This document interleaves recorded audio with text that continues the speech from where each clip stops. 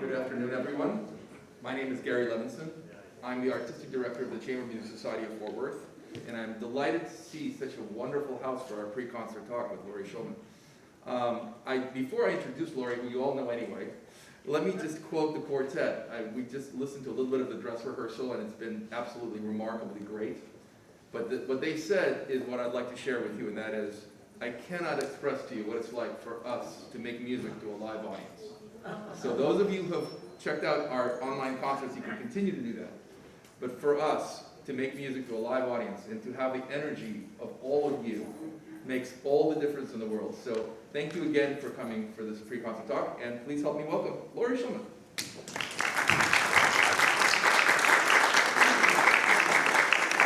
Thank you, Gary, and good afternoon, ladies and gentlemen.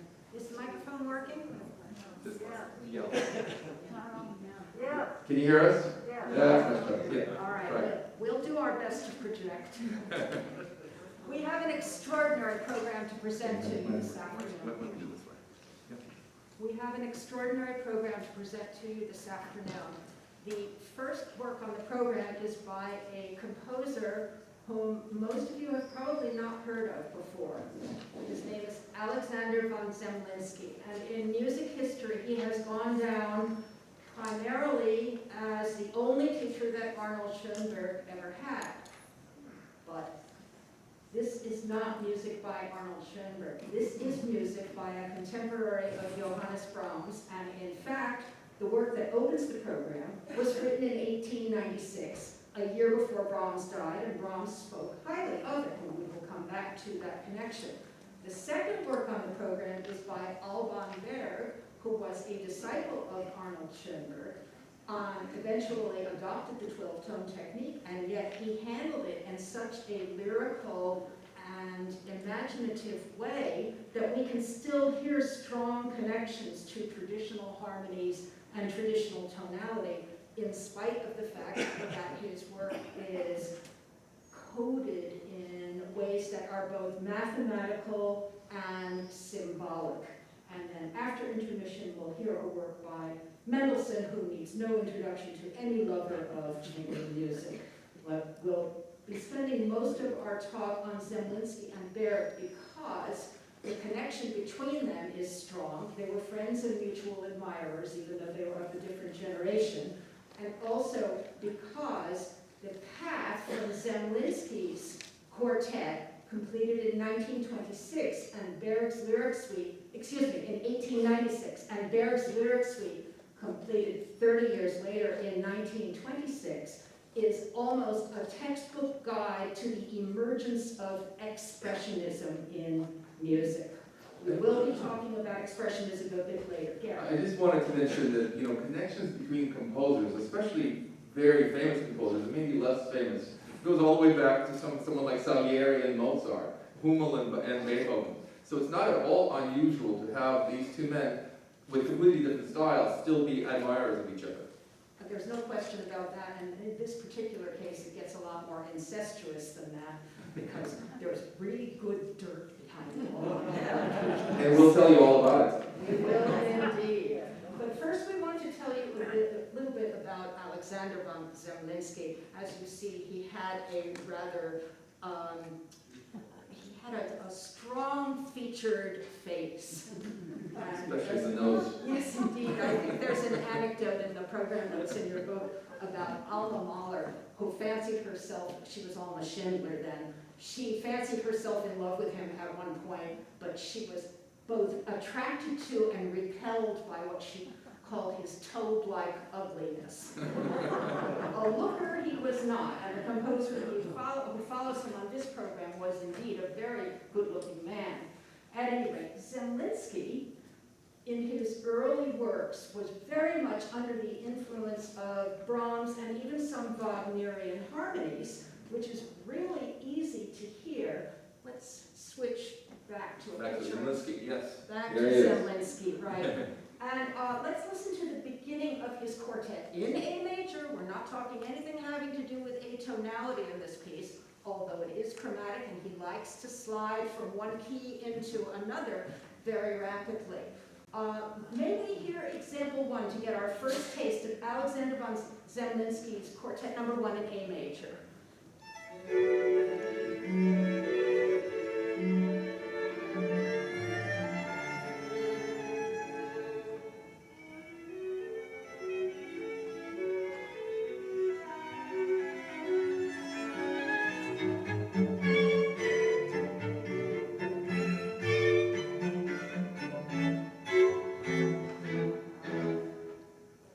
So, four-square phrasing, very decisive, strong rhythmic profile, dense writing for the strings. Yes, very much in the style of Wagner, but there is a very folksy sort of, I would say almost a Dvorak-like element to it, where you really feel that this comes from Europe. This would never be mistaken, for example, from South American music or anything like that. And so what you're getting is the richness of Brahms with the folksiness of Dvorak. All right, now if we move on to Zemlinsky's second movement, let's cue up track 2, please. It is marked allegretto, but it has a prestissimo section that to my ears sounds very Mendelssohnian in its character. And of course, Felix Mendelssohn was noted for his splendid scherzo movements.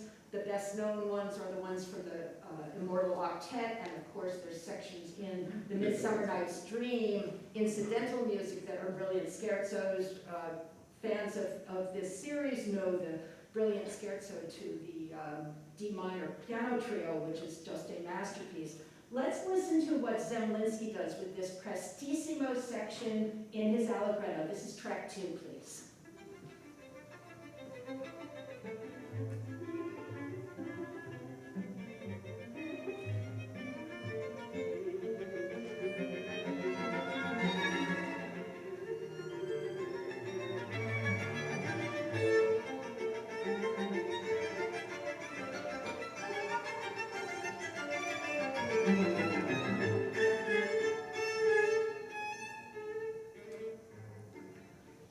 Once again, we have a strong rhythmic profile, but we also have this elfin, fairy-light writing that requires pristine concision among the 4 players. Yeah, it's very interesting that you have something that is romantic, but not something that you would necessarily associate with Mendelssohn, who of course lived much earlier, and arguably maybe his greatest accomplishment was the discovery of Johann Sebastian Bach.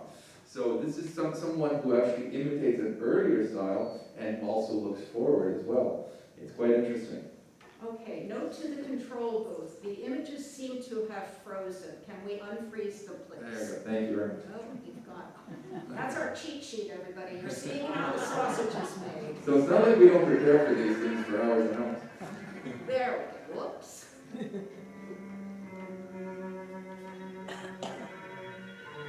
All right, we seem to have jumped ahead to an Alban Berg example. And let's stop that one right now, please, if we could. And cycle back to track number 3. Ladies and gentlemen, our usual tech person here at the Modern has had a major medical issue, and we are dealing with a new team today. They're doing their best, but we're sort of all flowing with not being quite certain always which cable gets plugged into which aperture. So just bear with us, and we'll do our best to make this happen.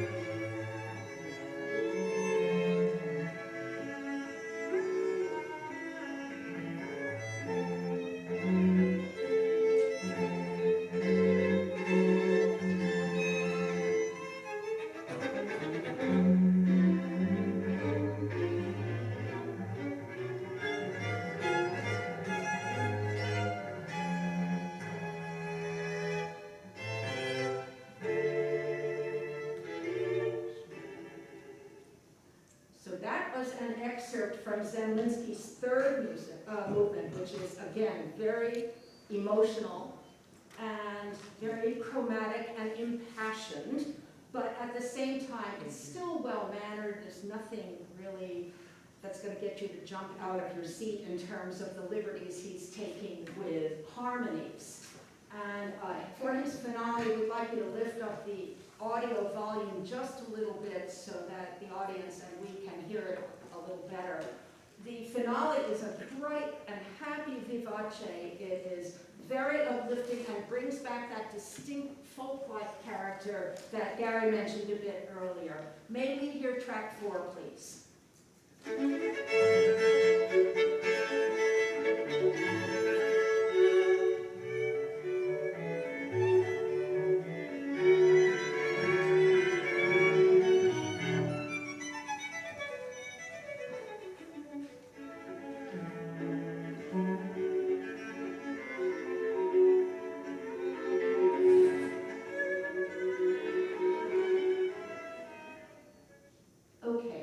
To move now to the next composer on the program, who was an admirer of Zemlinsky's, and there are a couple of direct connections to Zemlinsky in Berg's lyric suite, which follows the Zemlinsky quartet by approximately 30 years. Actually, I think it's precisely 30 years. And what happens during those 30 years, apart from a minor political event called World War I, is that the world turned upside down. Of course, now those of us who we have all obviously lived through the past 19, 20 months. There was the great influenza pandemic of 1918-19, which resonates rather more strongly with us all now than it might have 2 years ago.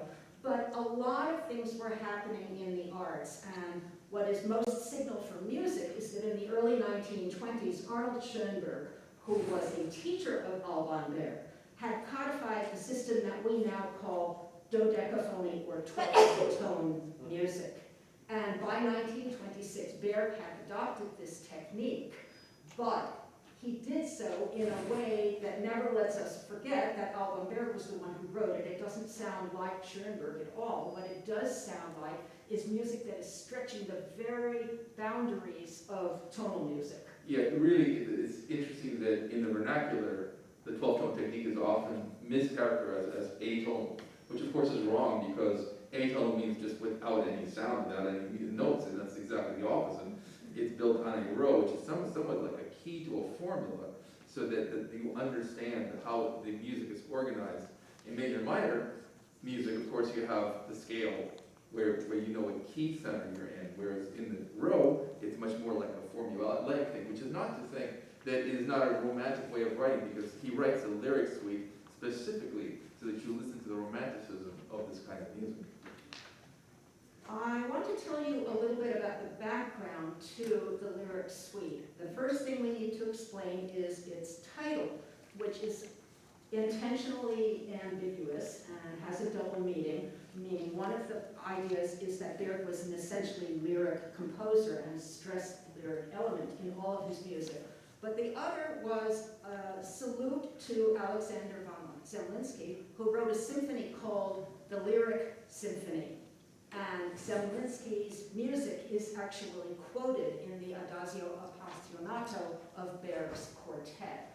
We'll hear examples a bit later, but I want first for us to talk about Expressionism in the arts in general as a background to introducing Expressionism in music in particular, because music over the centuries has always been a lagging indicator.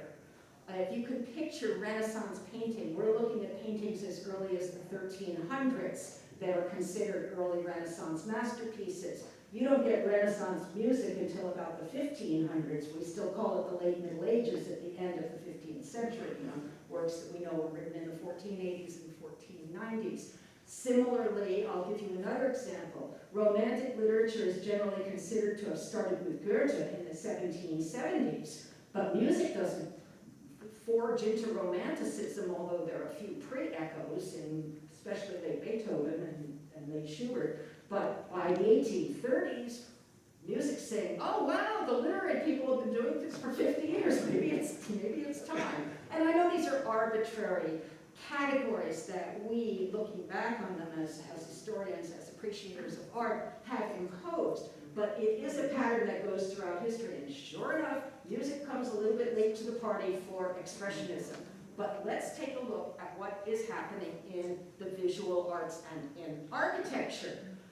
Think about buildings you know that were built at the tail end of the 19th century. An example, Boston Symphony Hall or the Concertgebouw. Carnegie Hall as well. Yes, Carnegie Hall as well. Yeah. So here's what's starting to happen in German Expressionist architecture. So what's Expressionist? It starts in poetry and painting, and then it migrates to architecture. The idea was to present the world with a subjective view, sometimes to distort radically for emotional effect, to elicit moods or ideas.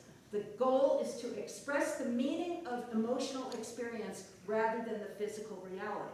Well, obviously, this is also a reaction to Impressionism, which we all know from the gorgeous Monet and other paintings of the 1870s through 1890s, roughly. And we know musical Impressionism we associated primarily with Debussy and Ravel, but both of them objected to that term for their music. Certainly, if we look at some of the pictures of the arts, it is not necessarily the most true depiction of your subject or even of your subject matter, but it's the opinion of the artist and what he or she would like you to look at and what draws their attention that makes it so interesting.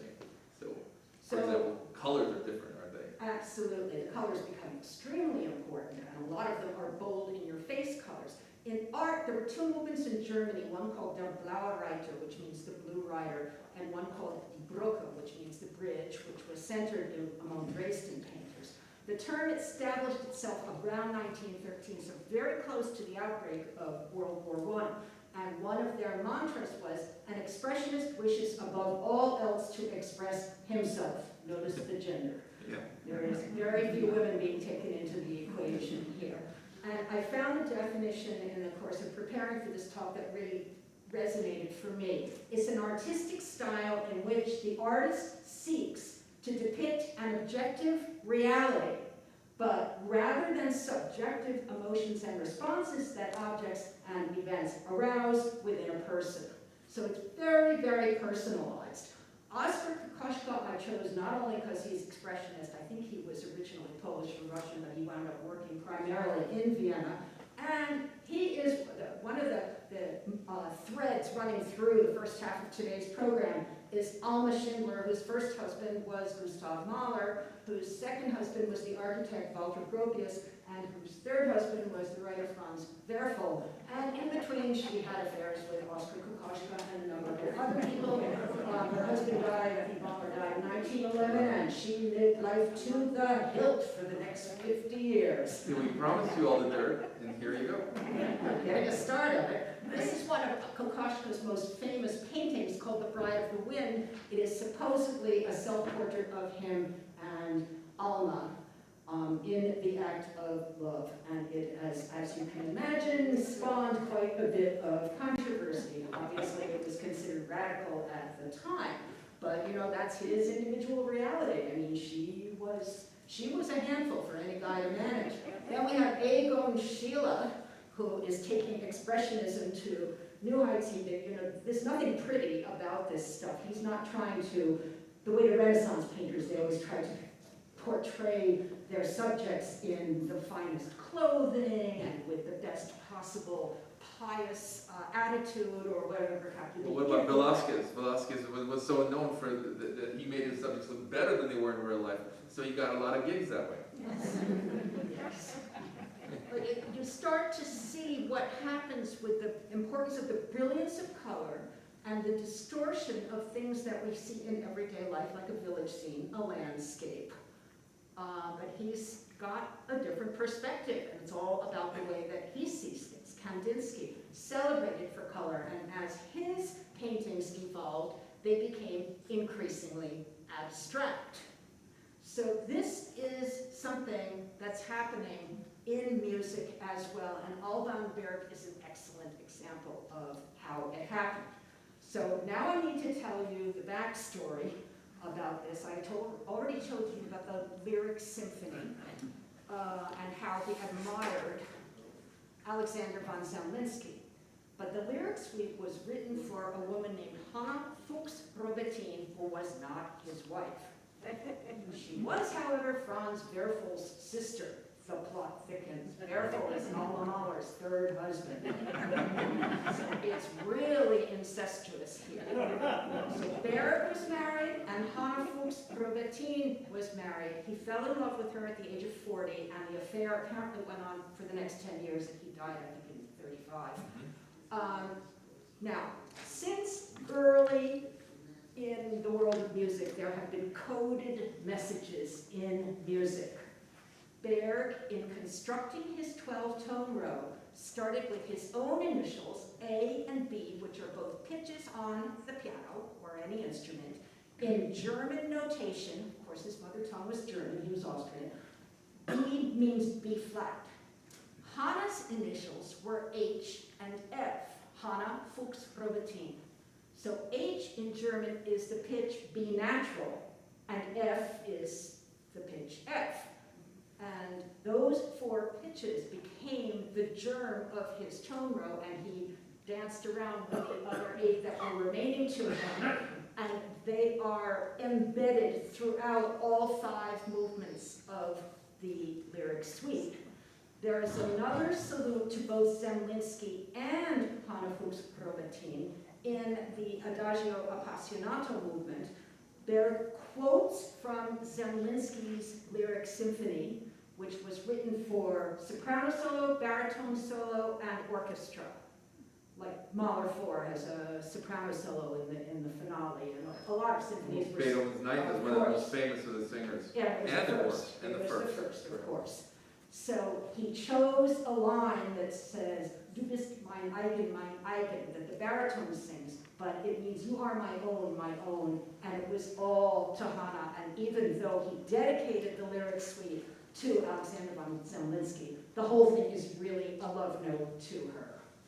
Yes, and I just wanted to mention that Zemlinsky was certainly not the first and not the last to use his initials. The most famous that we know of is, of course, Johann Sebastian Bach, who put in his initials everywhere, actually his last name, sorry, B-A-C-H, and Shostakovich, as late as 1975, when he died, he would use his initials in his last works as well. And Shostakovich's name transliterated into German is D for Dmitri, and then S-C-H, which would be the German spelling, and S is E-S, and that is German for E flat, and C is like middle C, C natural, and H, as I said, for Hanna is B natural in German. So this is all working around the way the Germans categorize the musical alphabet, for lack of. And it's also just a secondary or a tertiary line as you're listening to these works. If you can try to pick out some of those notes, I think you'll enjoy the music more. It's much more organized that way. Yes, it is, and emotionally it follows a path that I pointed out in the program notes, but I want to mention it now. The slow movements keep getting slower, and the fast movements keep getting faster. So everything is more extreme, more expressive as the quartet continues. At this point, I'd like to cue up track 5, which is the opening of the first movement of Berg's lyric suite. You'll hear it's jagged, it's dramatic, and yet he's marked it allegretto joviale, a jovial allegretto. This is his idea of upbeat music. May we hear track 5, please, and bring the volume up, please.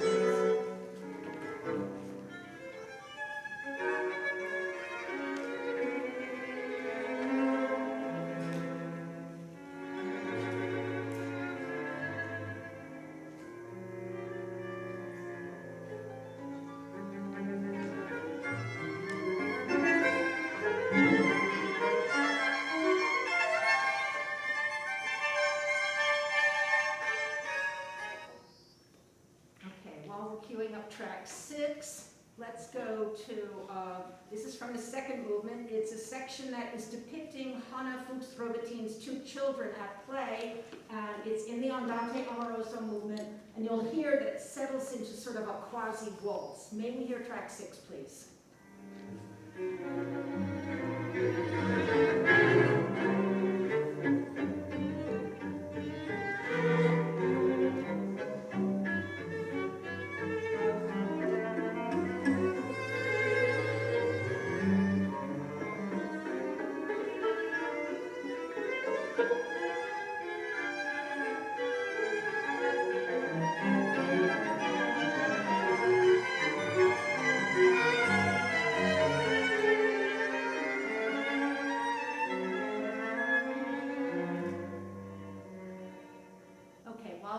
Up the next musical example. This is from the Allegro Misterioso movement, the third movement. which opens with an extended section that sounds very pre-Halloween-like. It's played sul ponticello, which means very close to the bridge, and it gives a weird, almost nasal sound. Yeah, we should talk about sul ponticello just for a second. You know, most of you know the string instruments from the Baroque tradition, even before, they used to use gut strings. Now, in the late 19th and certainly 20th century, we went to a whole kind of fancy way of doing things where we use Perlon, which is not a gut, it's a synthetic gut, and then we use aluminum and titanium now. So in order for this effect to really work, it actually works best in the 20th century setup with the metal strings. And so when you play very close to the bridge, what you're getting is you're getting the least amount of give in the string, so it gives it a steely, sort of a haunting sound. That happens at the beginning of the movement. My example is from the trio estatico, which is midway through the movement. It's an ecstatic trio, and this is obviously him and his joy at being with Hannah. Track 7, please.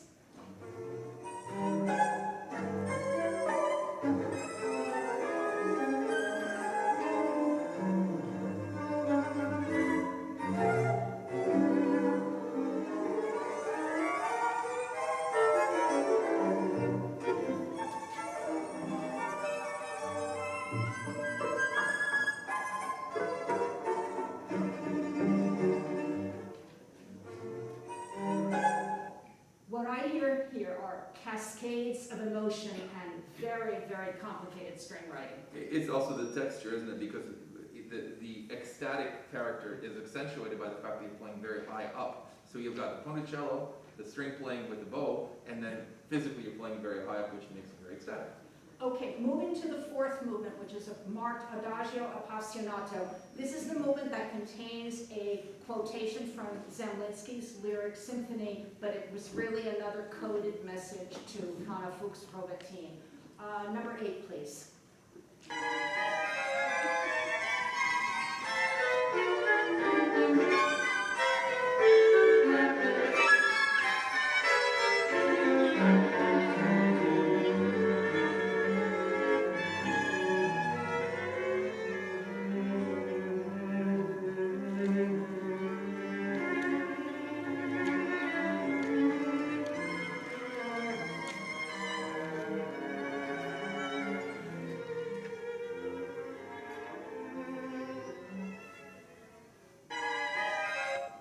Moving on to Berg's fifth movement, it's marked Presto delirando, a delirious presto. Can we unfreeze the slides, please?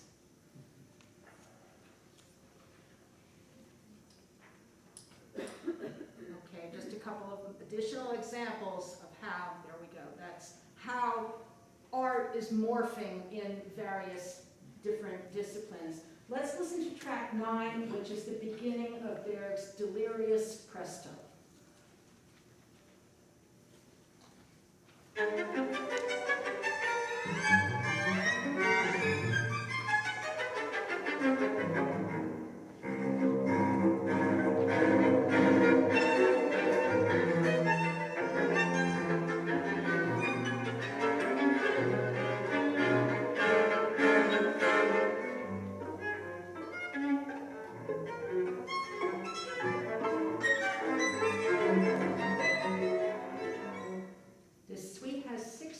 They alternate slow and fast. The fast ones keep getting faster, the slow ones keep getting slower. And when we arrive at the final one, the largo desolato, a desolate largo, it's basically him saying, I know this love is never going to survive. That does not stop the fact that this is the great love of my life. Let's listen to track 10. It opens with, the movement opens with all four playing pizzicato, and then he's introducing a lot of Bartokian techniques, which Bartok used extensively, especially in the third and fourth quartets, sul ponticello, spiccato. A Bartok pizzicato, just so you understand, is a more violent pizzicato. So regular pizzicato is just plucking with your fingers, so you're not producing the sustained sound. But this actually is intended to let the strings bounce off the fingerboard. It is not necessarily ugly, but it is definitely dramatic. Yes. Let's hear that next example. Sure.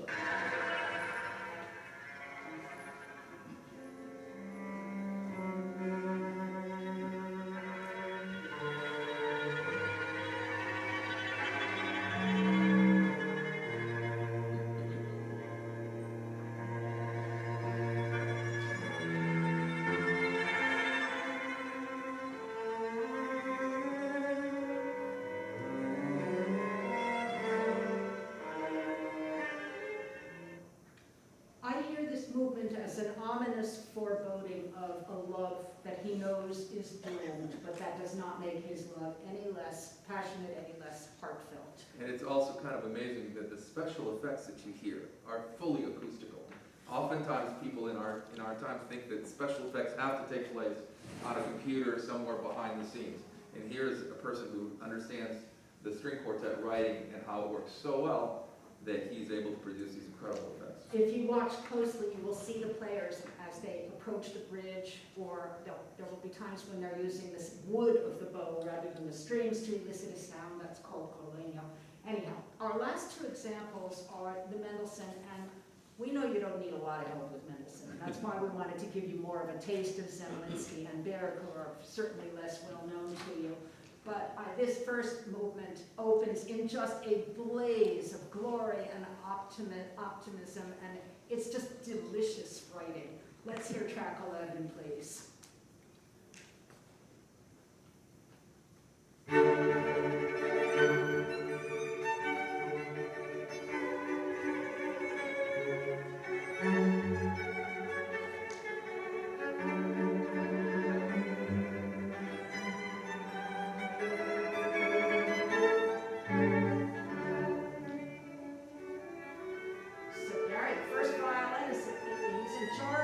Straight out of the box. Mendelssohn wrote incredibly beautiful music and incredibly virtuosic music, and he generally gave the first violins in the string quartet more to do than most violin concertos. All right, so our last example, this quartet, interestingly, does not have a scherzo. After I did that big commercial for Mendelssohnian scherzos earlier, we hear it in the Zemlinsky this afternoon. But what he does do in his Andante Espressivo, it has it takes the place of a scherzo. It's a little bit lighthearted, but it's moving along at a more relaxed pace than a lightning fast Mendelssohn scherzo. You're going to hear the first violin with the songful melody again, but this time the second violin has the really interesting decorative stuff that's sort of dancing around that first violin melody, and the viola and the cello are in pizzicato. Let's hear track 12, please.